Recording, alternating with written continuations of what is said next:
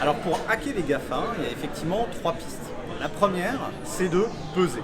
Comment est-ce qu'on fait en sorte que nous, Européens, avec nos valeurs, notre culture et notre diversité, on puisse exister dans ce combat de titans entre ces quelques milliardaires qui ont proposé des produits exceptionnels aux consommateurs et qui du coup, grâce à la fidélité qu'ils ont réussi à créer, aujourd'hui sont dans une situation de dominer le monde. Et dans cette course à la domination du monde, comment est-ce qu'on fait pour qu'il y ait aussi des gens à nous? Et ça suppose d'aider, de créer une espèce d'école des titans, dans laquelle on va aider des gens à prendre des risques et à essayer de devenir les nouveaux Google. La deuxième piste, c'est de redistribuer.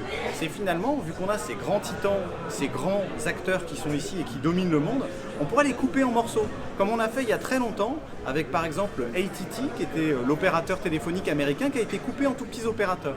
On pourrait imaginer de faire ça de manière à beaucoup plus distribuer le pouvoir et éviter cette concentration.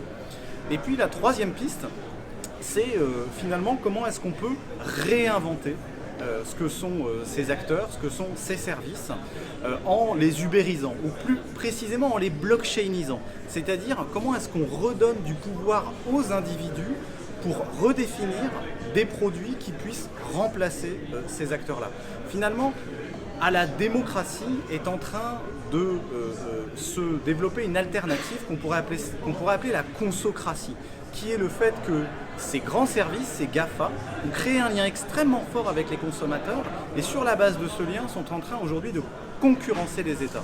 Et donc la question, c'est vraiment de comment est-ce qu'on fait en sorte que cette consocratie, elle puisse redonner le pouvoir aux individus et qu'elle ne soit plus centralisée aux mains de quelques-uns.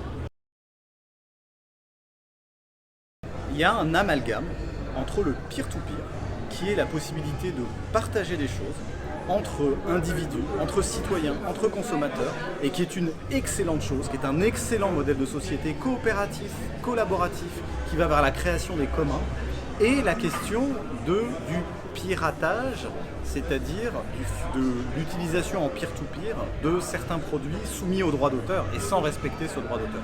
Et donc il faut bien séparer les deux débats, il y a le droit d'auteur d'un côté et il y a le peer-to-peer de l'autre. Pirater le droit d'auteur, c'est illégal. Et donc, effectivement, il y a des réponses qui ont été apportées par l'État pour contrer ce type d'action, mais le peer-to-peer en lui-même est quelque chose de positif. Et d'ailleurs, la neutralité de l'Internet, qui est une nouvelle réglementation qui nous vient de l'Europe et que nous allons appliquer nous aussi à l'ARCEP, va protéger le peer-to-peer, va donner un droit aux individus à pouvoir faire du peer-to-peer.